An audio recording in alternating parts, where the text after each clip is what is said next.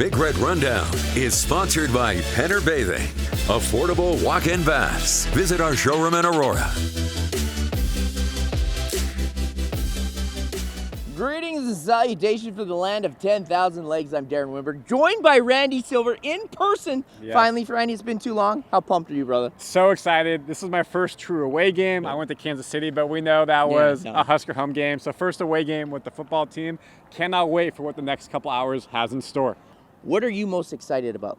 For me, the Huskers haven't beat the Gophers in the 5 past games. But this team, this culture is different. Coach Rhule talked about it. Dane Key coming in from Kentucky, the new DC, the new OC, the new special teams. You all see it against Maryland. You all see it against Michigan State. They're coming back. They're winning the close games, and I expect them to win here.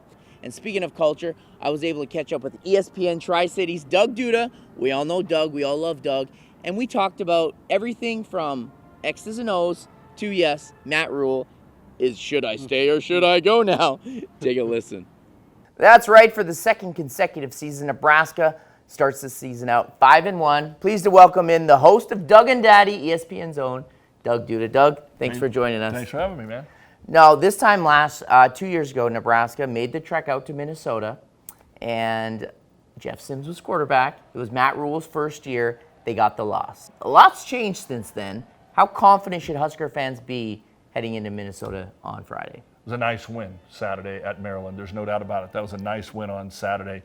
I think Coach was a little bit on track with that. Hey, these are the games we haven't necessarily covered. Now, they've won 3 closer games this year. Minnesota, though, 5 in a row over the Huskers. The thing about the preseason to where we are now, I thought Minnesota would be just a tick better. A team that usually runs the ball hasn't run the ball and hasn't run the ball very effectively. But Nebraska is a long ways away from what they were that night when there wasn't much scoring. Yeah, I would agree with that. Let's shift focus offensively. Dylan, he threw 3 picks, but he did throw 4 touchdowns. But the running game, Emmett Johnson, career high, 176 yards, and he's got 8 touchdowns on the season. When Nebraska's rolling like that with Rhule and Emmett Johnson, how good is this team? Well, their offense can look really good. Don't turn the ball over, you're going to win football games. Yep. And Nebraska had been doing a pretty good job about that. I know Husker fans were saying, well, he's taking too many sacks. Well, what happened? Correct. Did he take too many sacks or did he throw interceptions? Yeah. That was the problem in the Frost era to the start of the Rhule era. Was everybody was upset about all the turnovers. Just eat it, throw it away. Mm-hmm. I think Dylan is getting a little bit more comfortable up there. Yeah. And if the line gives him some time, and again, we didn't have a lot of star wide receivers coming in. They're showing Hunter, Key, the transfers, Heinrich, Lindemeyer, what a catch in the end zone. Both of those guys had in the football game. But I don't think Nebraska wants to get into a spot where they have to be the team that outscores the other team either. These games have not been high scoring between Nebraska and Minnesota. Maybe we will finally see one which could play in the Huskers' hands. You mentioned, I want to touch on that. You mentioned Heinrich and Lindemeyer. Sat said, these guys are on call. They're like watchmen. Coach Rhule said that in Monday's press conference. Heinrich's making the great jump, and obviously Lindemeyer. That 1-2 punch kind of years ago, they've had that. How impressive has the tight end group been? Well, they're getting the job done. When you get the job done, you're impressive. And the thing that really impresses me, because we want to be a little biased towards the hometown kid here, is the last couple of games, whether it was Michigan, whether it was Maryland, whether it was Michigan State, when there was kind of a go-to time, the Michigan last touchdown, who did you go to? They're having trouble inside the 5-yard line. I had to crack listening to the guys call the game, well, they're at the 3, this shouldn't be. Well, what did they had to throw it? They had to throw it for that last couple of plays in there, because that may be where Nebraska continues to struggle. They're having trouble getting inside the 5-yard line. But as far as the tight ends, you can go to them and you can rely on them. Yes. They catch the ball. Lindemeyer didn't have to catch that touchdown pass. That was tough. Heinrich didn't have to catch that pass at the 3-yard line on the last drive. That was tough. They've used him for the fake punt. They've used him inside the 5-yard line at least 3 different times in the last 3 games. So Coach is smart because he's listening to you. He's listening to us. Get Heinrich Harburg involved and good things will happen. HH10, baby. This is a kind of maybe not a trap game, but in recent years, going to Minnesota, going to Maryland, they would find a way to lose. They found a way to win this one. What do they need to do X's and O's mentally? Because I feel like they might be over the hump. What do they need to get this dub on Friday? Emmett needs to keep being Emmett. Yeah. I mean, everybody was concerned, all of us media types, where's the backup? Yeah. Well, that also depends on where you are at with number of offensive snaps you get in a game. Yeah. There's been a couple where you didn't get many, like Michigan State. Nebraska needs to be able to run the ball, run the clock, don't turn it over, all the things the coaches are going to continually preach on. I said at the beginning of the year, this is the game that concerned me more than any other game on the schedule. You go to Maryland, you come back, you go to Minnesota, you're basically losing 2 days. Yeah, short week. You're losing sure. 2 days by playing on a Friday night, in my opinion, or advantage Minnesota. Excuse me. Yeah, no, I got you. All right, lastly, James Franklin was fired on Monday's press conference. Naturally, the media asked Coach Rhule about it. His relationship, his alma mater, AD, I think he handled it gracefully. What were your thoughts on that? He knows how to handle a press conference. Not all coaches, not all former Nebraska coaches knew how to handle a press conference, Darren. He knew coming in that he was going to have to talk about it. It wasn't like, it's a surprise, I'm not going to talk about it, I just want to do the season. He gets it. It's his alma mater. He answered it so that nobody could really say anything negative about it. And that's winning the press conference, and that's what Coach did. Is he going? He's going to field a phone call. Yeah. I mean, if he didn't know the AD, that'd be one thing. AD's his buddy. Yeah. That's his school. But it's been a while since he's been home, and we've seen recently how that works. I'm not saying it would be the exact same thing, but sometimes you don't want to ruin a good deal. If Nebraska runs the table, gets to a playoff, the money is going to be incredible for him. Well, and just to go on that point, if your coach is getting calls, that means you're winning. He said, this is great for our program. It's great.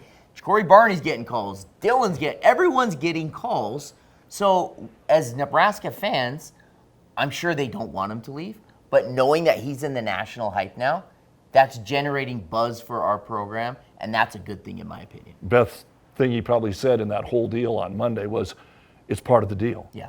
That was a quote. It's part of the deal. I wasn't getting calls 2 years ago. Exactly. How do you think I felt when I was at Carolina? Yeah. You know, he understands it, and Nebraska doesn't want to lose him. But on the flip side, this has kind of been Nebraska's luck lately. Correct. And you could not deny Matt Rhule if he wants to go home. Yeah, that's true. You always got to love to go home. Now, before we send you home, Dougie, we got to have who's going to win, Minnesota, Nebraska. Let's do a pick. Do you want me to go first? Or You go first, because this segment's probably going to end really quick after I speak. All right, Nebraska's they're going to start slow. They're going to be down at half, but they're going to find a way to win.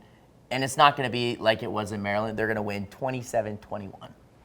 This was where I'm snake bitten over the last few years. Yeah. And maybe this is the game that changes it. I thought there was a chance during this 4-game stretch after Michigan that Nebraska could go 2-2. Yeah. If they go 4-0, that would be incredible. Yeah. And then everybody can get excited. 1995, baby, let's go. 5 in a row for Minnesota. Nebraska has not cracked the code yet. Maybe this is the year they crack all the codes. I don't know how. I don't know where.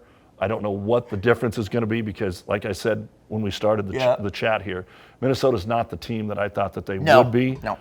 But this win makes them a team that they could be. Nebraska just got into the rankings.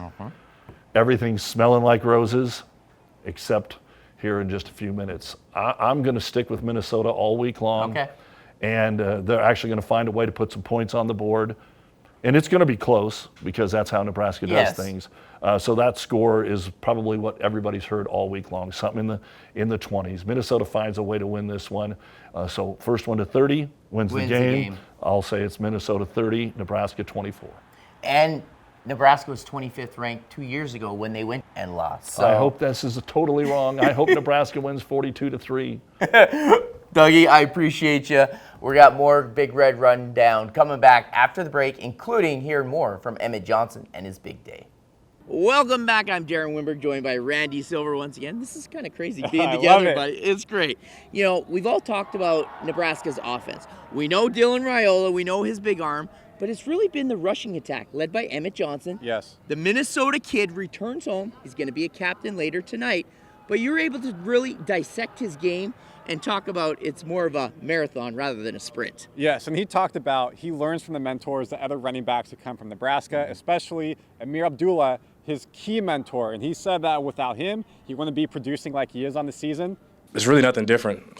Just staying true to staying true to myself, staying true to my teammates, and helping the team win most importantly. But motivation is something that's already been in my life. I've been motivated my whole life. So, Darren, EJ talked about all preseason wanting to be the bell cow of this offense. And we saw it against Cincinnati, and we saw it again against Maryland. For him, awaiting his turn to be the starter this year, it was about perseverance, hard work, and dedication to get to this point.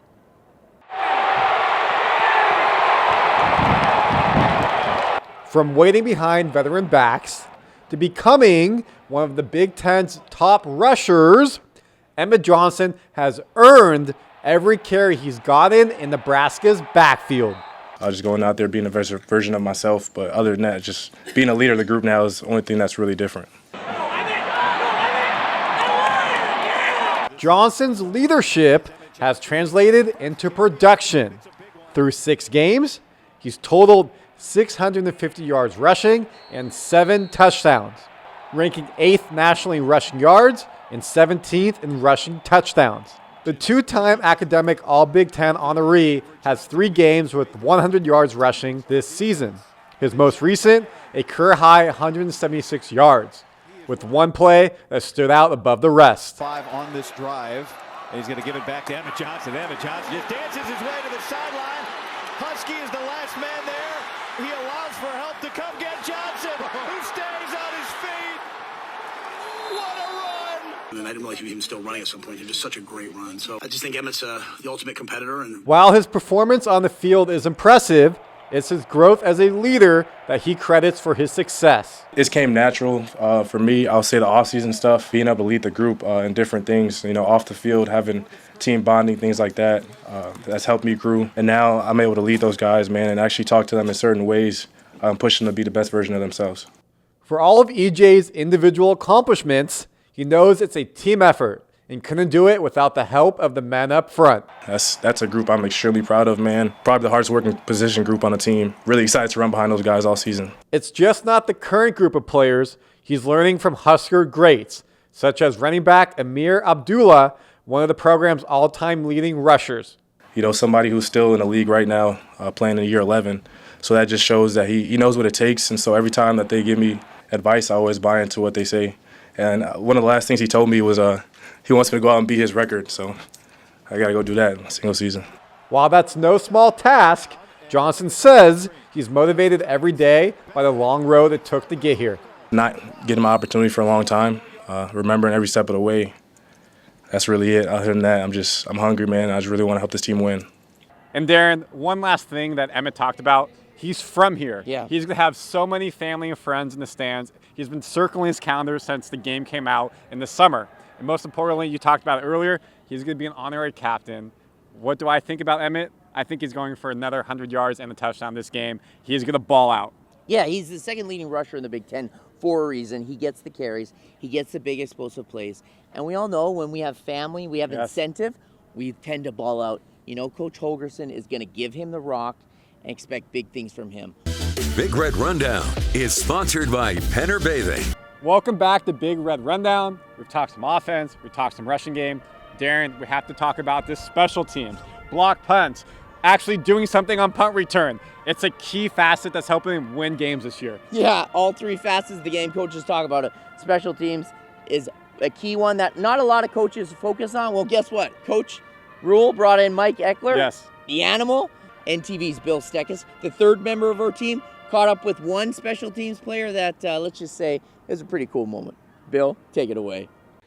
Yeah, Darren, Nebraska native and special teams coach Mike Eckler getting high fives all around for leading that special teams unit to big plays, and they're instrumental in getting this team to 5 wins so far, and the guys are loving it. We felt it, of course, and it's always good to know that your opponent fear you in an aspect of the game, and yeah, we liked it. But no, just proud of our guys, and I want to give credit to them too. Yeah, they've earned all of that credit, and one member of the special teams unit getting a big surprise. Kenneth Williams puts together a monster kickoff return against Maryland, almost for a touchdown. Love the resolve of our guys. They continue to battle. Special teams continues. I mean, you got, when I tell you how much I love this team, and you got Kenneth Williams, doesn't even have a scholarship. He's out there running that kickoff return back. But he does now. I don't like singling out anybody. I don't like making it about anybody, any one person. Okay, but there's sometimes it has to be right in the world. Okay, sometimes it has to be right in the world. Give it up for our AD, Troy Dana, please.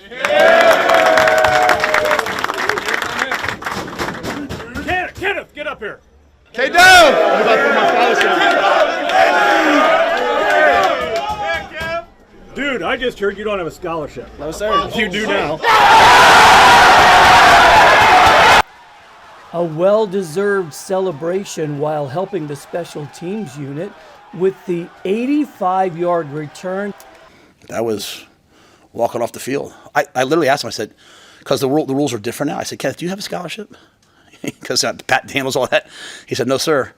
I said to Troy, he doesn't have a scholarship. And then Troy, did what he did. So, because it's just, the rules it used to be like 85 scholarships. Now it's like a percentage and aid. And, it's like, now it's like baseball and it's an algorithm, and smarter people like Pat are doing that. But no, that was that. That was just like, he was so close so many times. And then we put Mosey back there too. And, Quentin Ives made an unbelievable block. And, was really happy for Kenneth, but not happy for him like it was like oh wow, like he's a really good player. It upped the team's average to nearly 30 yards per kickoff return and almost 15 on punt returns. They are 31 of 31 on PATs and have punched through 9 of 10 field goal attempts. Mix it all in with a blocked punt and you've got one of the best special teams units in all of college football. Just knowing that special teams and like getting an extra drive, how it changed the game, builds momentum. Like I could feel it. Like when we were on special team, they were kind of nervous to punt it, or because what happened, a block punt. Yeah, Darren, anytime you can make a team nervous, it's always a good thing. It'll be interesting to see what they put together on that side of the ball against Minnesota. Darren? Thanks, Bill. Now, what an amazing, cool story. You got to love that. Nebraska taking care of their own. The Lincoln native, you see that on social media. It makes you cry a little bit. And for it to happen in Nebraska, good on Coach Rhule, good on the AD, Troy Dana, to be able to give him that moment. And, of course, that I only see him working even harder now that he's on full scholarship. Big Red Rundown is sponsored by Penn Bathing. Welcome back to Big Red Rundown. Darren Winberg, Randy Silver. We're saving the best for last, my friend. If you're just tuning in, you didn't see my pick earlier. If you've stayed for the show, maybe I flip-flop. Who knows? We'll see. But Nebraska comes in 9.5 points favorite against Minnesota, but they've lost 5 consecutive games. Correct. We're going to let you go first, my friend. So I'm not going to bury the lead. I'm going to say it outright. The Huskers win this by over 9.5. Okay. Take it. And the reason is I think their passing defense will stop this Gophers passing offense behind us. Minnesota's averaging 230 yards passing per game, 69th in the nation, while Nebraska's defense is averaging 118 yards given up passing per game. So stop the passing game, but contain the QB, and you come out today with the W. You're 100% right. Now, they are coming off a big win at Maryland on the road. This is the second week in a row. It's basically a short week. They have 2 days less of practice. You throw all that together. This is a weird spot for Nebraska, but what it comes down to, players. Who has more? Nebraska. Nebraska has more players. Nebraska wins going away. I know I said earlier it was a close one. I've thought about it and realized how good the Big Red is. They're going to win 31-13. Stamp it, mark it down. Let's go, Big Red! Now, before we get out of here, we talked about Matt Rhule. We said we're going to talk about it. Matt Rhule, Penn State. The rumors are, that's all anyone's talking about here. The story all week. Yeah, the story all week. National media, local media. But what it comes down to is, does Matt Rhule love Nebraska? Yes. Does his wife love Nebraska? Yes. Does he love Penn State? Yes. Does he leave? We don't know. But let me tell you this. Kurt Cignetti was the guy that they were going to swing for the fences for. Indiana did right by him. They paid him. He got the bag. Woo! How much did he get? $11.5 million, 8 years. So, $11.5 million per year. Let's make sure we say it correctly. Yes, per year. Per year. He's balling up in Bloomington, let's just say. And then Dylan earlier this week in his press conference was very emphatic. Coach Rhule's not going anywhere. The OC, the DC have said Matt Rhule has been locked in all week. The coaches are locked in all week. The players are locked in all week. But when you're a winning coach or winning program, these things come up, and then how you deal with that makes you a national champion, which is their goal. There is. And Trey Taylor, you know him very well, quarterback. Yes. He's a top recruit. He reached out on social media. He said, coaches are reaching out. I appreciate that. But guess what? Go Big Red. He's staying. Doesn't matter. Recruits are staying. I think Coach Rhule knows that. And he's staying. And you know who's can't stay here, but got to get out of here? Randy, you and I. It's time to go in the field and get this game covered. Hey, for Randy Silver, Darren Winberg, thanks for watching. And as always, go Big Red. Peace.